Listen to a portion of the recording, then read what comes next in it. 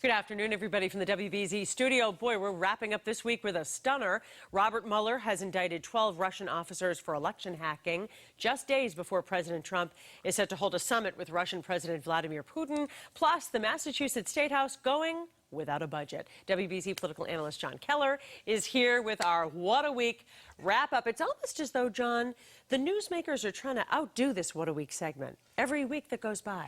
Yeah, here we are, the dead of summer, right? Yeah. These are supposed to be the slow periods, not so much. But this Mueller indictment, Paula, is like, you know, when you're doing a big, complicated crossword puzzle, Yes. and you've filled in some bits around the edge, but all of a sudden, a section in the middle starts to come together, and you can see where the whole picture is headed. You know, so much for the notion, to quote President Trump, that the hacking was the work of some 400-pound guy in his bedroom. Remember that one? Sure. So much for the notion that the Mueller probe is some kind of deep state witch hunt.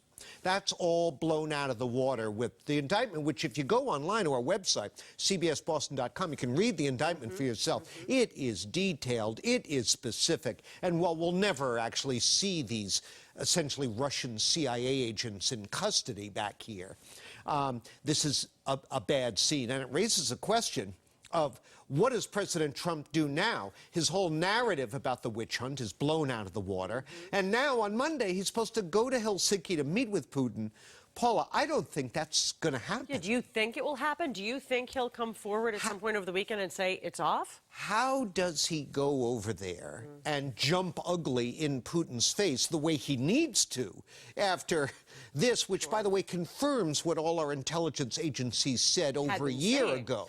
And also, if they do meet face-to-face and he doesn't really get answers or confront him about it, doesn't that sort of fly in the face of his whole image, which he likes to project, of strength? The optics are horrible for everyone outside of the Fox News universe, you know, who would believe anything. No, the optics are terrible. I think he has to cancel.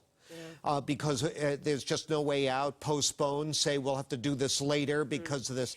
I mean, this is really bad. Really bad. It would be as if, and before I start getting angry emails from people, there certainly have been times in American history where we've, through our CIA, meddled in the internal affairs of other countries. We're not virgins when it comes to this, but, you know, and after all of this dissing of NATO, to have this come out, it's an embarrassment for the Trump administration. His lawyer, Rudy Giuliani, immediately tweeted this afternoon that this was good, that these show it's all Russians, no American has been mentioned yet. Right. And that Robert Mueller should wrap it up. Every second word out of Rod Rosenstein's mouth is the investigation is ongoing.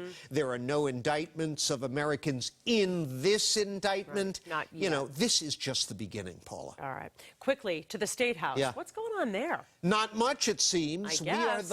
Get this. We love to brag here in Massachusetts. They love at the State House to say, we're the first to pass gay marriage. We're the first to pass universal health care. Well, we are the last state in the country to be without a passed budget for the fiscal year that's already underway.